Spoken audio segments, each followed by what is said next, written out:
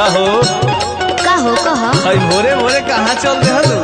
गेहूं काटे जाता नहीं बड़ा बना के जाता कटनी करे भाई। तो जान ना बना के मोबाइलो लेके जाता हाँ तो कोनो परेशानी बा। अच्छा ये बतावा तू कटनी करे जाता कि खटनी करे जाता? हम कुछ करे जाता है उससे क्या मतलब बा?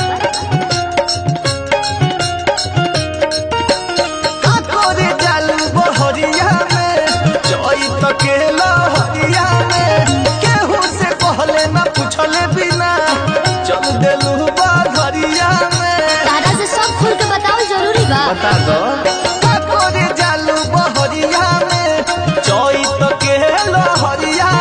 अच्छा से पहले न पूछले बिना चल देलू बधरिया में। तू बता दो कहरज बतावे में बा नहीं उमा जबला नहीं लहवे में बा।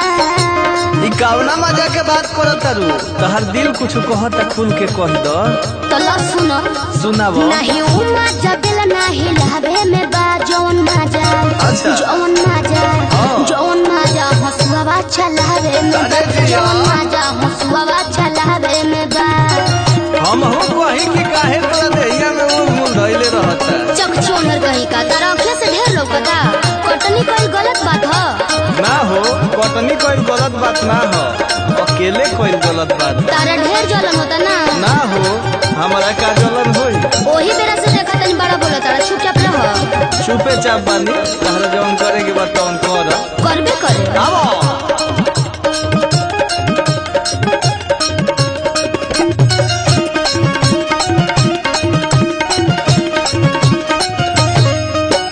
जब जब पूछी हम बतिया हो तू झमेला करेलू।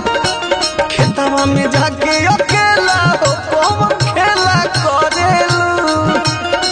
जरूर कुछ दाल में काला बा बच्ची। कोई नहीं कोनो गलती हो तो बोला फड़ा बढ़ई बका। बढ़ाइबे करे लागता रहे कदम खचड़ा हो इज्जत कचड़ा करही बका। कोनो खूबी त तोहरा सुभावे में बा। नहीं उमा जा रोटी पकावे में बा। अब हमरा के मत बताबो, हमरा सब पता बा। का हो का पता बताया? तू है नहीं उमा जबेला नहीं लहवे में बा। जौन माजा हो जौन माजा हसुआ बा चलावे में बा। जौन माजा हसुआ बा चलावे में बा। होले अरे जिया हो जिया। देखो देखाओ अब छुपावला से कोनो फायदा नहीं है। तो जब जानिए गई बनी सब तो खुल के बता दो। जब जानते बड़े तक का बता दे।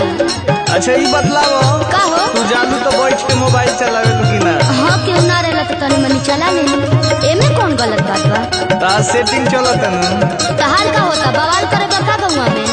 ना भाई कोनो बात ना, चलो तहारा अपन जिंदगी है तू अपना तरीका से जियो।